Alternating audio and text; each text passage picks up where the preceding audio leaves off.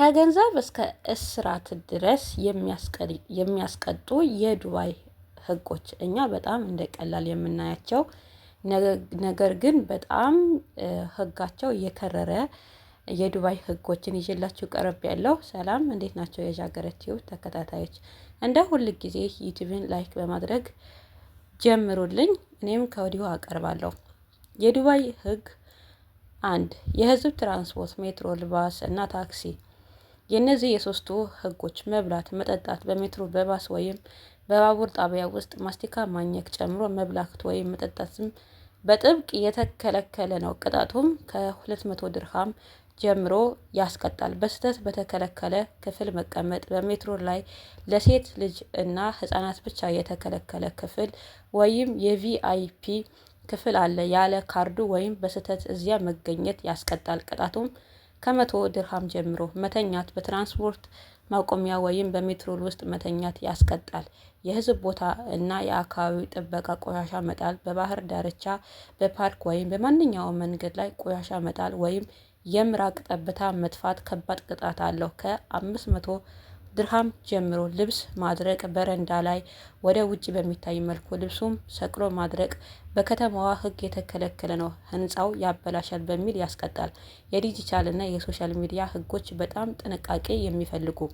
ሰዎችን ያለ ፍቃድ መቅረጽ፣ በመንገድ ላይም በሱቅ ወይም በባህር ዳርቻ ላይም ሰዎች በተለይ ሴቶችና ህጻናትን ያለ ፍቃዳቸው ፎቶ ወይም ቪዲዮ ማንሳት። ፎቶ ማንሳትና ሶሻል ሚዲያ ቲክቶክ፣ ዩቲዩብ ላይ መለጠፍ በጣም ከባድ የወንጀል ቅጣት እና የእስራት አለው። ቪዲዮ ስትሰሩ ከጀርባ ሰዎች እንዳይኖር ወይም ፊታችሁ እንዳይታይ ጥንቃቄ ማድረግ አለባቸው። የመንግስት የፖሊስ ቦታዎች መቅረጽ፣ የፖሊስ ጣቢያዎችን፣ ወታደራዊ ቦታዎች፣ ኤምባሲዎች ወይም የአደጋ ቦታዎች ለምሳሌ መኪና አደጋ ሲደርስ ፎቶ ወይም ቪዲዮ ማንሳት በጥብቅ የተከለከለ ነው። የሰዎች ስም ማጥፋት ወይም መሳደብ በሶሻል ሚዲያ ላይ ይሁን በዋትሳፕ በየትኛውም የሶሻል ሚዲያ ላይ ምልክት ሰዎችን መሳደብ፣ ስም ማጥፋት ወይም ማዋራድ በጣም ከፍተኛ የገንዘብ ቅጣት እና ከሀገር የማባረር ፍርድ ጭምር ያስከትላል። ባህል እና ማህበራዊ ህይወት፣ የልብስ አለባበስ በገበያ አዳራሾች፣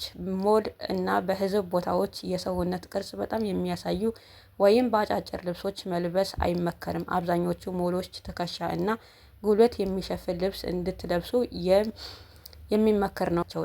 ጸብ እና ጩኸት፣ በህዝብ ፊት መጮህ፣ ጸያፍ ምልክት በእጅ ማሳየት ለምሳሌ የመካከለኛ ጣትን ማሳየት የመካከለኛ ጣታቸው ማሳየት ማለት ነው። ወይም ሰዎችን በግልጽ መሳደብ ቀጥታ ወደ ፖሊስ እና እስራት የሚያመራ ጥፋት ነው። እነዚህ መሰረታዊ ህጎች አውቆ መጠንቀቅ በዱባይ የሚኖራችሁ ቆይታ ሰላማዊና የተሳካ ያደርገዋል። የፋይናንስ እና የግብይት ህጎች፣ መቶኛ ቼክ ማክሸፍ ወይም ያለ ገንዘብ መጻፍ በዱባይ የገንዘብ ህግ በጣም ጥብቅና ለቤት ክራይ ወይም ለማንኛውም ነገር የሚሰጥ ቼክ አካውንት ውስጥ ገንዘብ ሳይኖር ቀርቶ በአሁኑ ከሆነ ከፍተኛ የገንዘብ ቅጣትና የህግ ክስ ያስከትላል። የውሸት እቃ ፌክ መሸጥ፣ የብራንድ እቃዎች ኮፒ ለምሳሌ የቦርሳ፣ የሰዓት ወይም የልብስ ፎርጂድ ለንግድ ዓላማ መያዝ ወይም ሶሻል ሚዲያ ላይ መሸጥ ትልቅ ቅጣት አለው።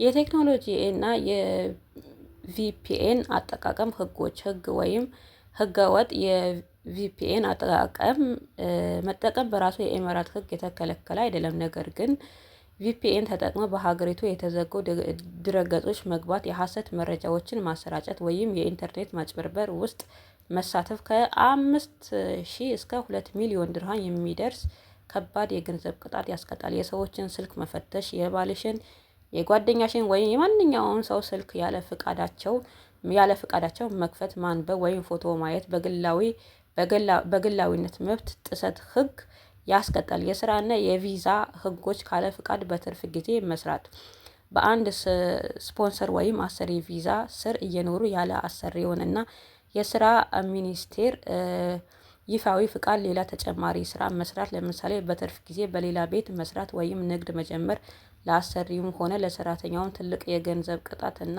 ከሀገር ማባረር ያስከትላል። ቪዛ ማሳደስ ማዘግየት፣ የቪዛ ጊዜ ካለቀ በኋላ ሳያድሱ ወይም ሳይቀይሩ በእያንዳንዱ ለሚቆጠርበት ቀን የገንዘብ ቅጣት ይኖረዋል። የመኖሪያ ቤት እና የአካባቢ ሕጎች ያለ ፍቃድ እንስሳትን ማራባት ወይም መመገብ፣ በጎዳና ላይ ያሉ ድመቶች ወይም ወፎች በሕዝብ ቦታዎች ላይ መመገብ በአንዳንድ ማዘጋጃ